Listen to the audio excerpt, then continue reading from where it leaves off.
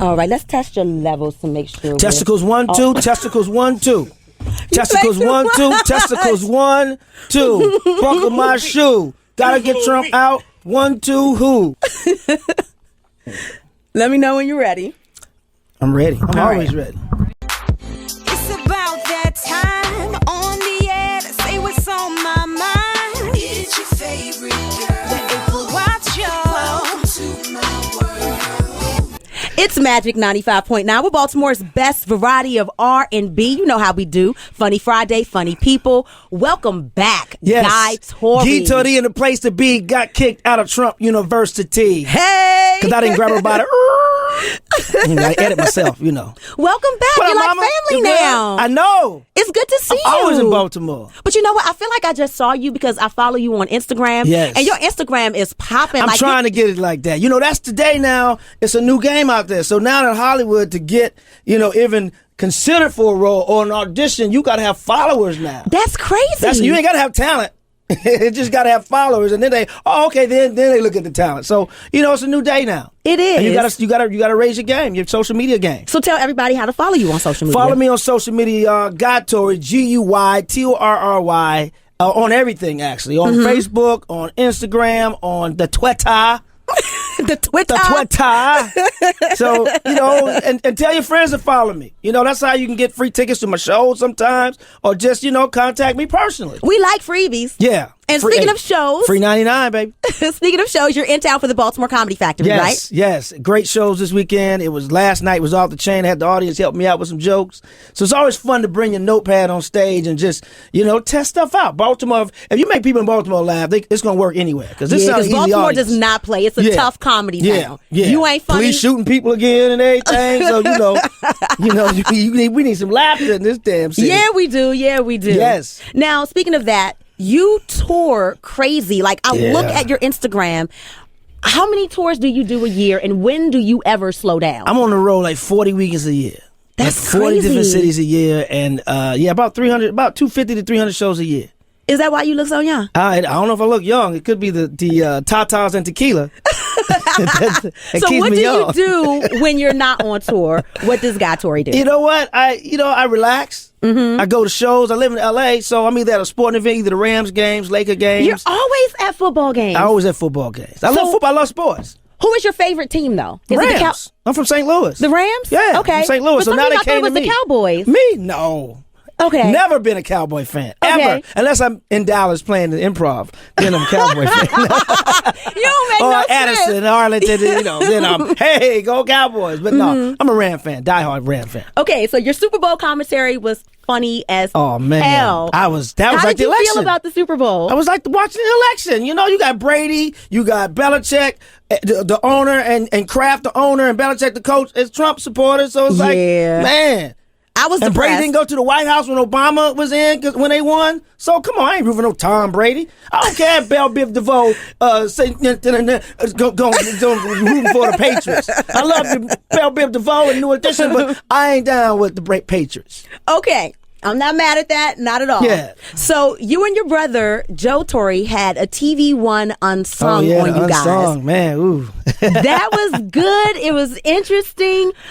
Tell me, how are you and Joe right now as far as like the sibling rivalry, but the brotherhood and all that stuff? It's complicated. It's complicated? It's complicated because, there's moments when we come together. Like we recently, we don't get along, but we try to make it work. At least Joe tried to make it work. I'm the one that's really fighting it. But we went to a funeral of a mutual friend, Ricky Harris, who passed away. Yes. And Joe and I were pallbearers. And, Snoop got up and said something, and he said something very profound about, you can't leave the relationships like in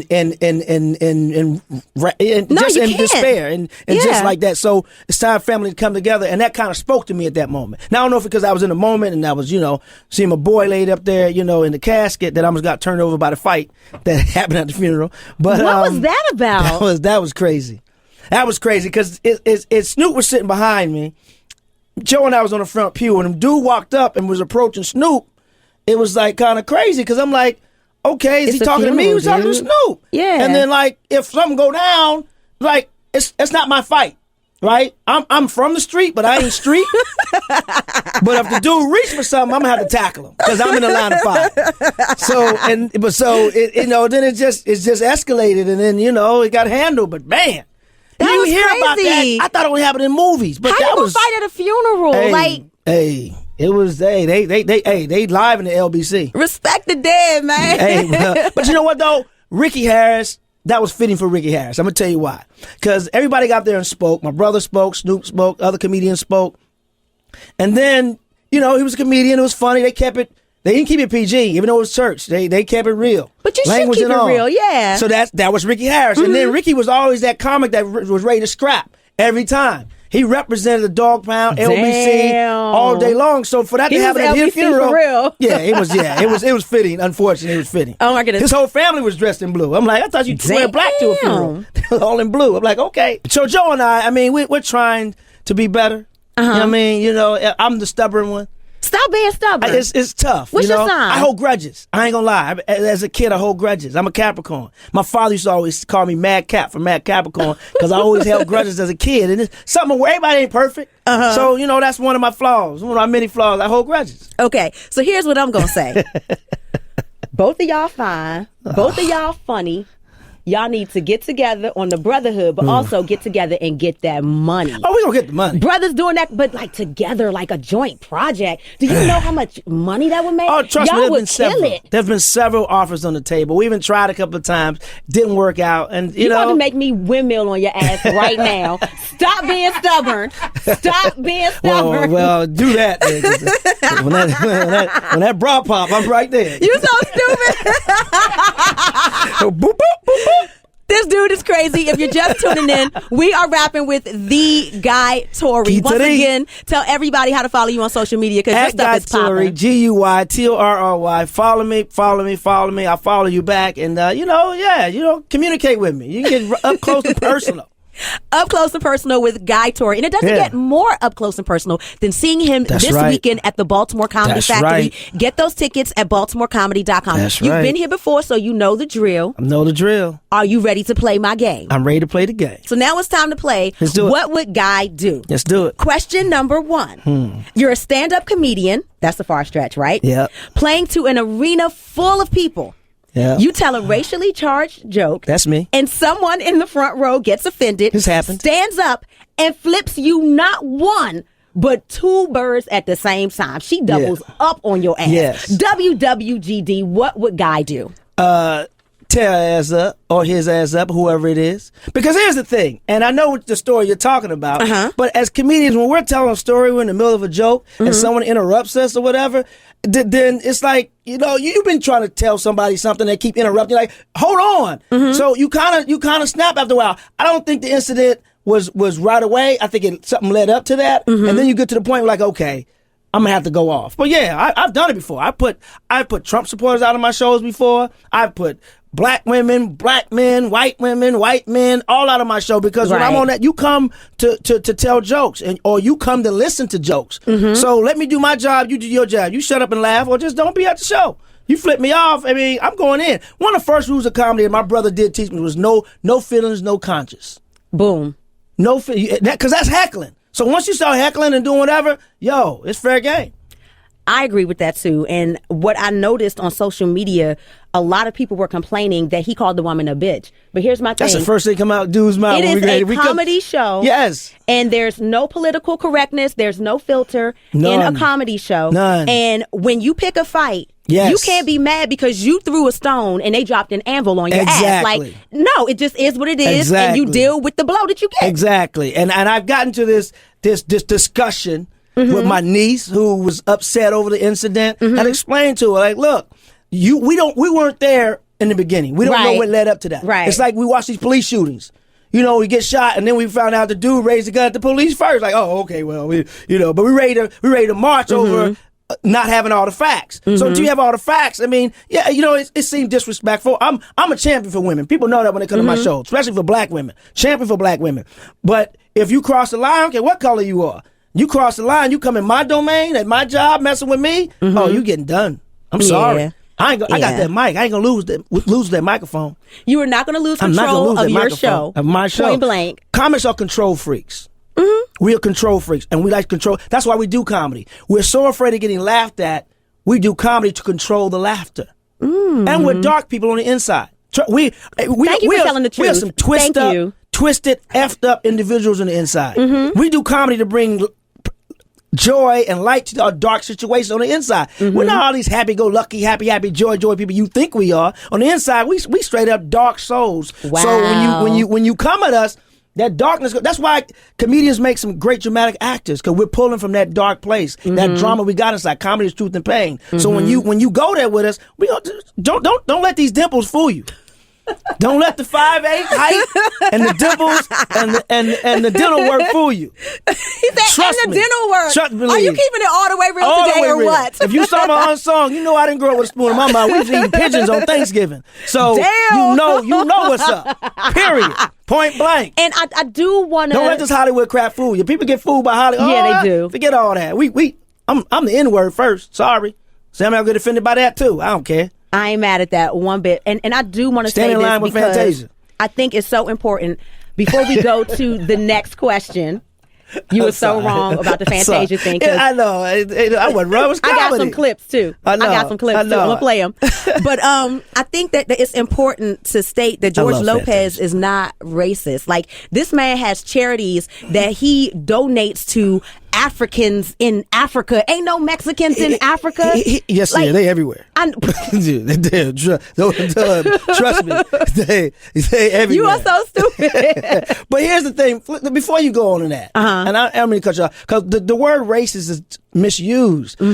Black people and Latinos and minorities can't be racist. Racism means you have the power to hold a whole race back. You keep a whole race from prospering because you're hating on that race. We don't have that power, but we can be bigots, but we can't be racist. And that term is used so much and is used so wrong, because we can't be racist. We can be bigots, but not racist. So that's the thing. It's like, and he's not a bigot either. He's not a bigot. He's a comedian. We're all professional buttholes. Paid buttholes. I am. I can't say it because it's a family show, but you know what I really want to say. You can keep it real on the April Watch show. That's what we do. Right, well, That's what yeah. we do. Asshole. We professional assholes. That's what we are. Okay, question number 2. You're an NFL player whose team just won the Super Bowl. You fundamentally disagree with the ideologies and policies of the new president. Do you A, visit the White House in a show of patriotism and team spirit, or do you B, stay your black ass home and stand on your principles? Well, here's the thing. With this particular president that we have in office, because this is not an administration, it's more of administration, because we cramping and bleeding all right now. Oh, my God. So we need pads in this country. You are too many things right now. This is administration, not administration. But the thing about it is, in this situation, the way he disrespected Barack Obama, the way he blatantly tried to say he wasn't he wasn't the true president, the way he tried to birth the whole birther issue, the way he said he's the worst president in the history of presidents, it's how he did it. I don't care if you're a Republican. I mean, hell, actually, tax wise, I save more money with Republicans in office, but I wasn't always in this tax bracket. If you saw my unsung, so I'm a Democrat, right? Most of my friends and family ain't in that tax bracket, so I'm a Democrat. But the way he disrespected this man, and in my opinion, I don't care what anybody says, nobody did it better than Michelle Obama as a first lady. Nobody. You can say what you want to say, but Not I'm even saying Jackie O. So to disrespect him like that, the way he did it, I ain't going to the White House. If I do go, I'm wearing my F Trump hat. I got one. I wore it to election, to voting. If you see my Instagram, I wore my F Trump hat, and when I voted. Not mad at it. You ain't supposed to be influential when you go to the voting booth, but I was, damn it. I know I messed that word up, but I went to public school. Didn't finish college. And the final question. You're a young man who is starting to have sexual experiences. You come home from college, and your mama wants to teach you how to give a woman oral sex. Man, I know. WWGG, what would Joe Torry do if his mama wanted to teach him how to give head? Mama, you better get the hell out of my face. I don't even want to know about when you had sex when you had me. Exactly. So, yeah, no, I know that story. I've been knowing that story for years. It just came out into the media. Oh, my God. But I've been knowing that story about 20 years. But, yeah, that's, I don't have kids. So I don't know what it is to raise kids. So I won't speak to parents, and I've never done it. So, I mean, in my situation, I ain't, no, it ain't gonna happen. If my dad wanted to teach me how to do it, like, Pop, this is not appropriate. Too right much. now. Yeah, it's a little bit too much. I know it's 6 siblings. I don't want to know how y'all. I kind of know how y'all got us, but I don't. I caught my parents a couple of times doing it, though. I ain't gonna lie. Oh, I never called my mom. Oh my God! Ever. Yes, I think I'd yeah. be traumatized. Oh man, it was. Yeah, my mom was one of them loud chicks too. She was, yeah, my mom was a screamer. No. Dad, oh Robert! Oh my God. Robert! That's my mom. My mom was screaming, boy. Man. So I don't know. Yeah, we ain't doing that, Mom. I know. I heard you. You got 6 of us. So we know you've got them 10 toes in the air. You be getting it in, right? Yeah. It's so crazy because seeing my pops, man, it's like, my pop was so straight laced, military guy, Virgo, and to know that I don't know. I think my mom was Mary.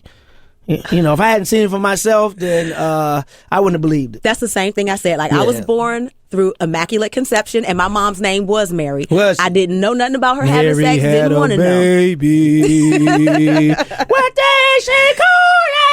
April. You so silly. Small head, bald head. April. You weren't always small head, bald head, though. You used to have a little mane. Yes, I did. I had a mane, had a fro, had every hairstyle in the book. Yeah. But I landed on this one, and there I love it.